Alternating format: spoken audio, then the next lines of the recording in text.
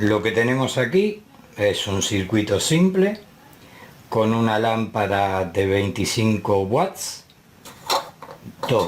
220 voltios, que la podemos conectar a la red perfectamente y la lámpara enciende. Lo que hicimos es simplemente un corte para poder hacer las conexiones con otros circuitos. Es simple, una lámpara, los cables, el enchufe y el circuito enciende, pasándolo por un cable o simplemente tocando los terminales.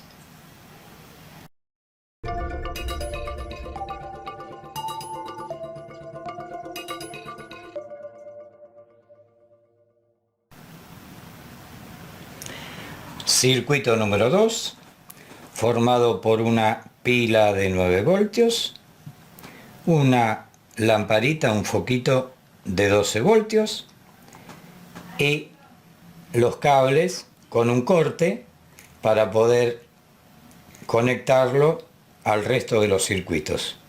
De esa manera enciende juntando los terminales, de la misma forma que si lo conectamos a un cable también la lámpara enciende. Circuito muy sencillo.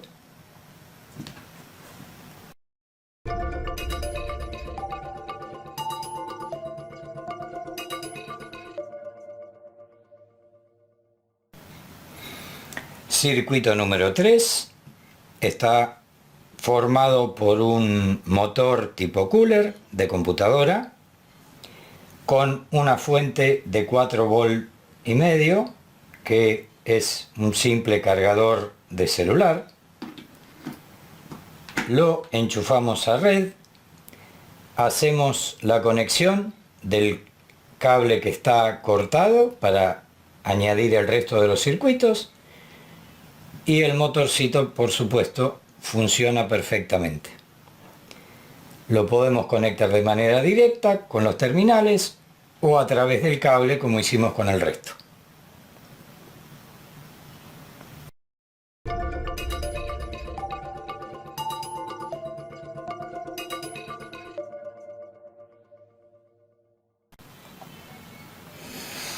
Aquí ya tenemos el circuito número 4, que como se ve es una radio con 2 pilitas o 2 baterías de 1,5 volts, donde el corte esta vez no lo hicimos en la alimentación, sino que lo hicimos en el parlante.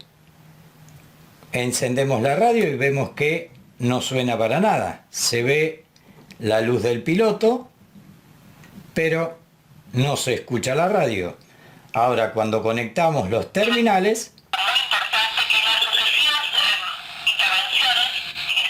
se escucha perfectamente la radio porque hicimos conexión del parlante.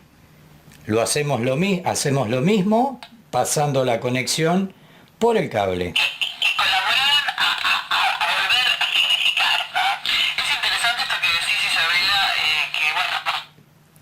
Bueno, ahí pudieron ver perfectamente que la radio funciona. Lo único que tiene es ese corte en la conexión de la bocina, del parlante interno que tiene la radio. De esa manera únicamente funciona cuando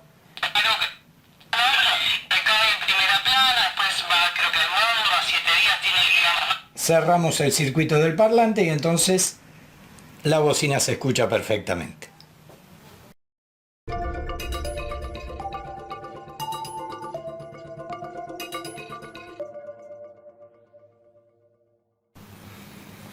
Bueno, aquí nos encontramos con el circuito número 5. Este circuito es un poquito más complejo. Tenemos conectado a una fuente de 9 voltios, un motorcito de 9 voltios, que con su movimiento impulsa a otro motor exactamente igual. Este segundo motor va a actuar como generador y va a encender estas lámparas. El corte, tal cual como lo hicimos en los otros circuitos, esta vez lo hicimos en la salida del segundo motor que actúa como generador. De esa manera, únicamente cuando está conectado el circuito, cuando está cerrado el circuito, las lámparas se encienden. Mientras tanto, simplemente funciona el primer motorcito. El segundo motor está desconectado, pero al conectarlo vemos que reduce su velocidad porque está emitiendo una carga que se puede apreciar perfectamente en las lámparas. O sea que el corte del circuito está en la salida del motor generador. No está conectado para nada a la fuente. Es absolutamente independiente el segundo motor con sus lámparas. Y de la misma forma conectamos al cable y las lamparitas se encienden perfectamente con la electricidad que está generando el segundo motor. Este es el circuito número 5.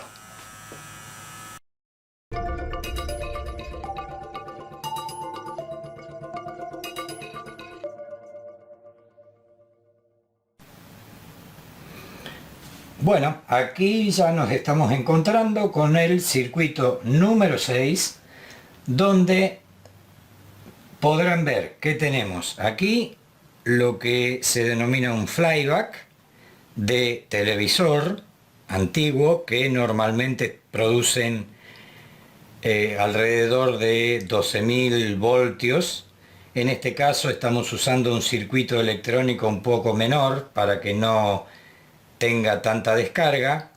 Aquí tenemos las resistencias, su transistor y la fuente de alimentación, que es también un cargador de batería con una salida aproximada de 4,5 voltios. En este caso tenemos que tener cuidado porque esto ya se pone más peligroso en la cantidad de voltaje con la que trabaja. Entonces lo que vamos a hacer es, para que ustedes vean, conectar las pinzas y enchufar el circuito que va a hacer descarga en el spark gap que tenemos ahí, en el hueco de chispa.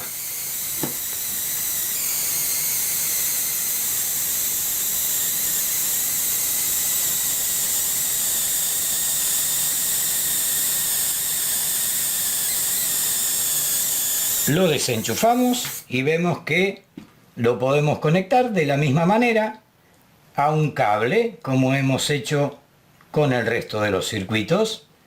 El corte que tiene, lo tiene desde la salida del flyback hasta el hueco de chispa, con lo cual el corte está aproximadamente en alrededor de unos 1000 y algo de voltios. Lo volvemos a conectar y vemos que perfectamente pasa la corriente por el cable de la misma forma, porque es simplemente un corte en el circuito.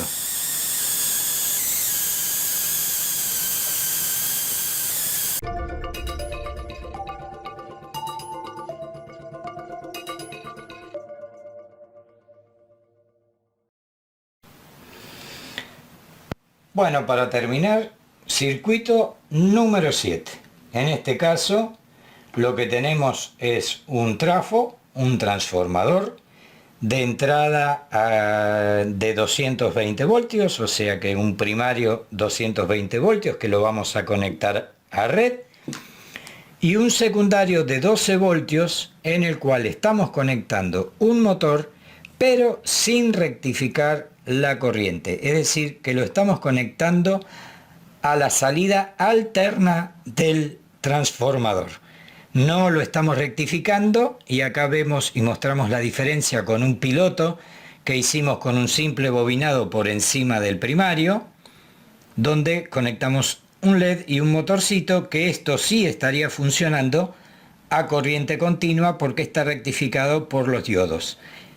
En el bobinado secundario que está conectado al motor no hemos rectificado la salida, con lo cual el motor, que es un motor que funciona aproximadamente a 110 voltios, lo van a ver funcionar muy despacito, en este caso va a estar funcionando con la salida del transformador en 12 voltios.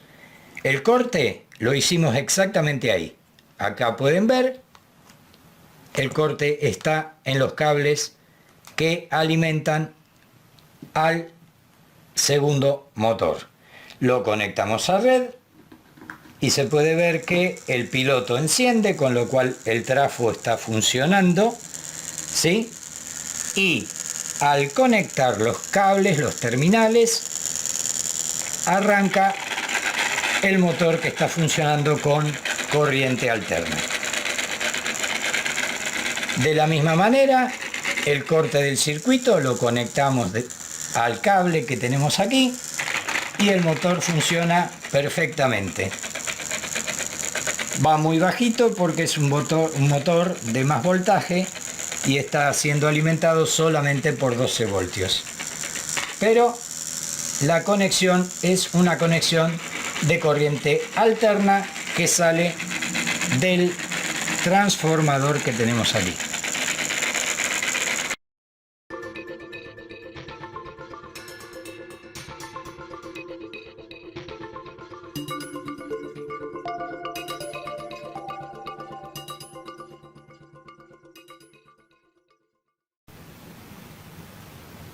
Bueno, hasta aquí hemos explicado cómo están formados cada uno de los circuitos, cómo están integrados con sus fuentes, sus conexiones, y que hemos mostrado que cada uno de ellos tiene un corte en su paso de corriente para poder funcionar.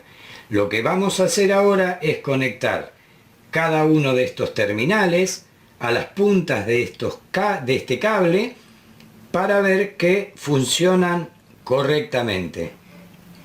Aquí tenemos la lámpara con su batería de 9 voltios conectado y funcionando.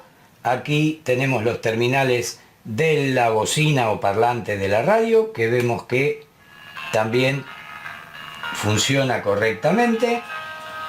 Y el resto de los circuitos están conectados a red, ya sea de manera directa o con sus fuentes. Los encendemos y vemos que todos funcionan correctamente.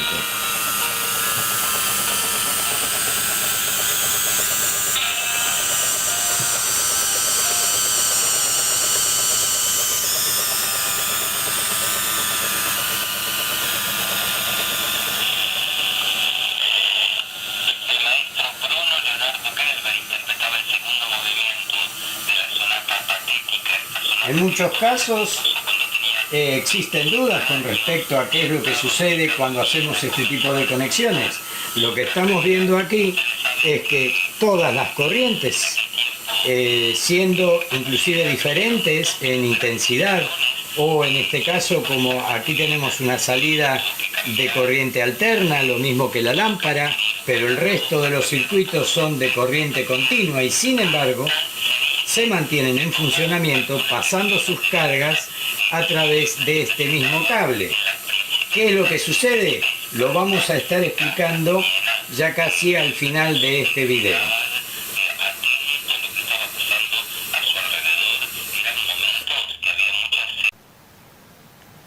Aquí simplemente lo que pueden ver es que hemos cambiado el cable que utilizábamos como conexión de todos los circuitos con sus terminales y hemos puesto en su lugar una anilla de hierro zincado en donde estamos haciendo exactamente lo mismo, colocando absolutamente todas las conexiones de los cortes de los 7 circuitos.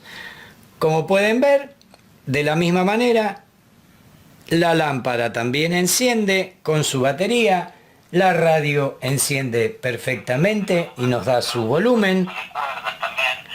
y cuando damos de la red la electricidad para alimentar el resto de los circuitos, estos se encienden perfectamente y funcionan todos en conjunto.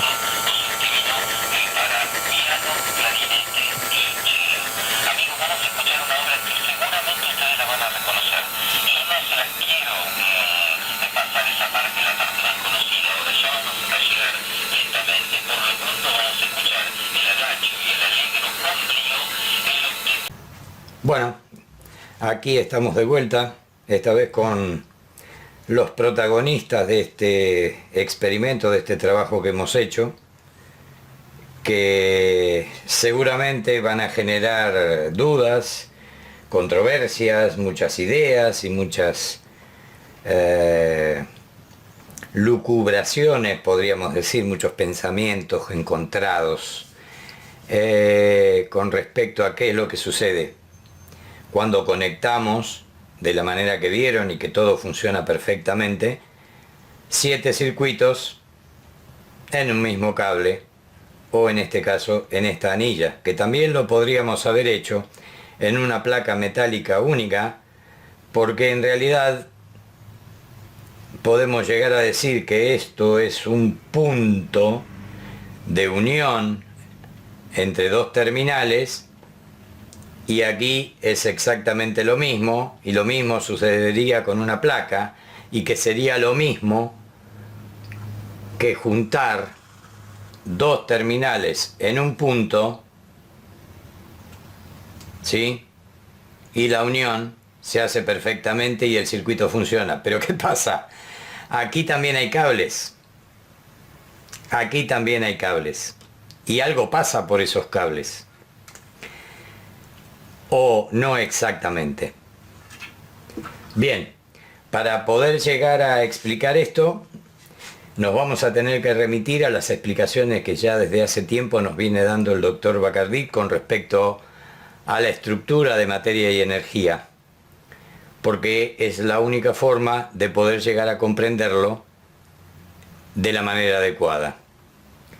Entonces, ¿qué es lo que dice el doctor Bacardí? Que el volumen, es decir, el espacio, no está vacío, que ese espacio tiene una estructura, que ese volumen existe, esas distancias existen porque hay una estructura. Y si nos basamos en lo que podemos pensar como estructura, podemos decir líneas que van de acuerdo inclusive a teorías que se conocen, como la teoría de cuerdas. Entonces podemos decir que parte de esa estructura son líneas, y que estas líneas, para generar un volumen, tienen que tener mínimo las 3 direcciones euclidianas, o comprender o completar los 3 planos euclidianos. Con lo cual yo lo que estoy haciendo aquí simplemente son 2 de esas direcciones, nos faltaría una tercera que iría perpendicular a la hoja para poder tener un volumen. ¿Se entiende? Perfecto. Ahora, estamos hablando de estructura, y entonces nos focalizamos en el cruce de estas 3 líneas. ¿Y qué es lo que tenemos aquí? Una estructura que bien lo calculó Planck alrededor del año 1900 y algo, que su mínima distancia, la mínima distancia de Planck, es del orden de 1.6 o 1,6 por 10 a la menos 35 metros. Ustedes fíjense que el protón tiene un diámetro de 1.6 por 10 a la menos 15 metros. Hay una diferencia de 20 unidades, podríamos decirle. Hay una diferencia enorme entre lo que es la estructura del volumen y lo que sería el tamaño del protón. Entonces, nos seguimos remitiendo a las explicaciones del doctor Bacardí. ¿Y qué es lo que nos dice cuando se forma la materia? Que esta estructura se comprime, o sea, todo esto que está aquí, estas pequeñas unidades se comprimen por un lado y se inflacionan por el otro. Se compactan o se comprimen por un lado y se inflacionan por el otro. Compactación, inflación.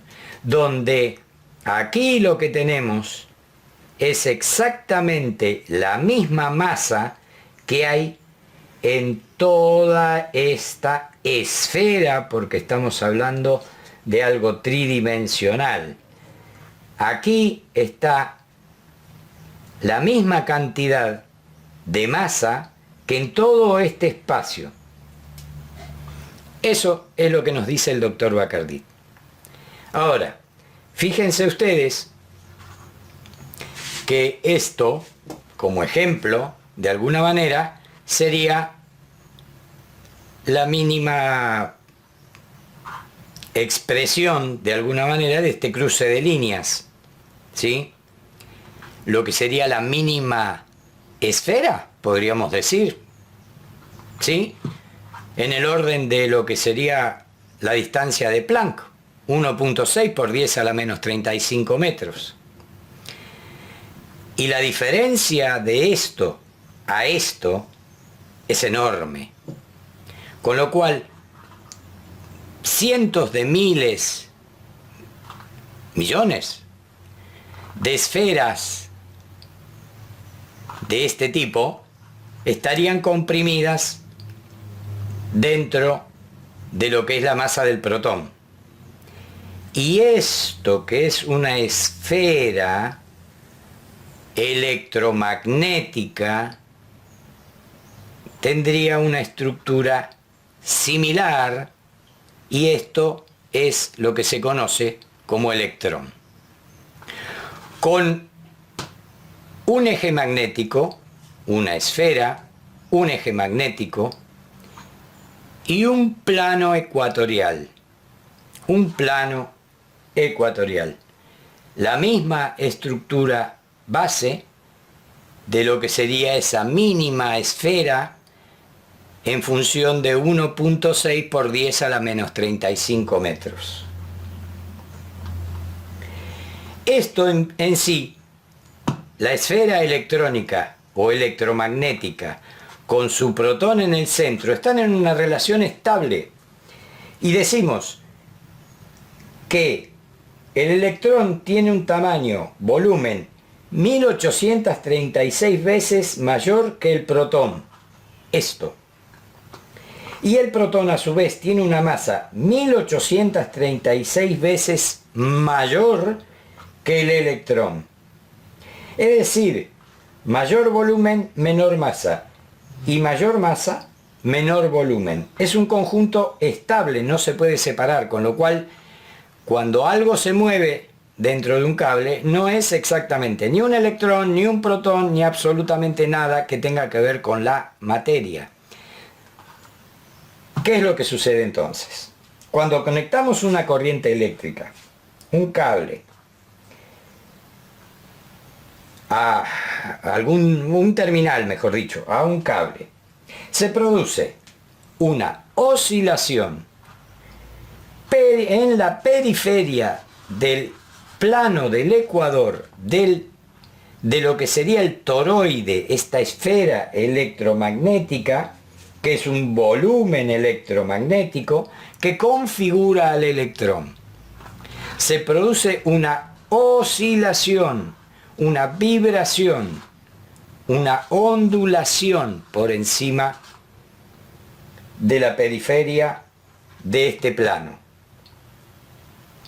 Y claro, los átomos están compuestos de conjuntos de protones y electrones, con sus distintos niveles electrónicos, con lo cual la suma de todas esas oscilaciones son las que se trasladan de forma rotacional, siendo el alambre o el cable el eje de rotación de ese movimiento. Y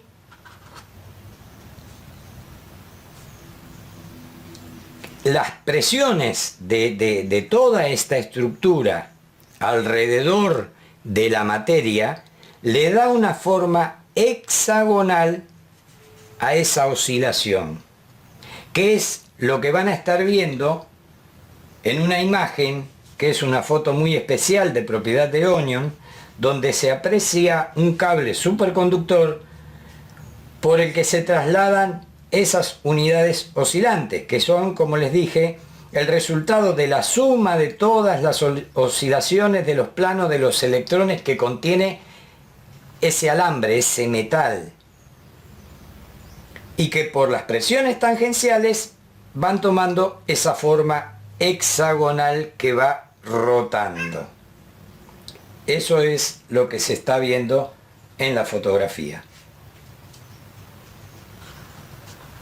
A modo de ejemplo, hemos hecho o tratado de imitar el corte de un alambre, de un cable, donde le hemos colocado un hexágono, ¿sí?, que sería esa oscilación que se produce y que va corriendo hacia la carga, que se va desplazando hacia la carga. Es muy similar a esto lo que han visto en la fotografía. ¿Sí? Perfecto. Ahora, para poder explicar un poquito más esto de la estructura del protón-electrón, de los átomos básicamente, decimos que esta unidad,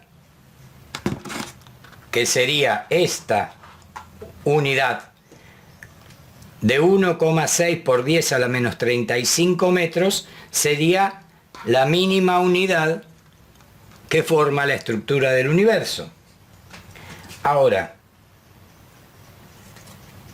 a medida que va creciendo ese volumen, lo que necesita esa unidad es replicarse, ¿sí?, y formar conjuntos mayores o esferas mayores. Ondulación, ondulación, ondulación. Esto está en un plano. Podemos decir, a ver, ¿cómo lo ponemos?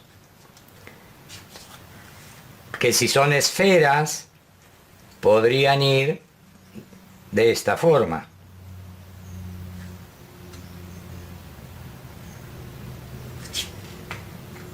Y si ustedes miran la forma anterior y esta otra, se darán cuenta cuál es la forma que ha tomado un hexágono. Y no solamente eso, cuántas unidades hacen falta para generar una unidad mayor. Pues 7.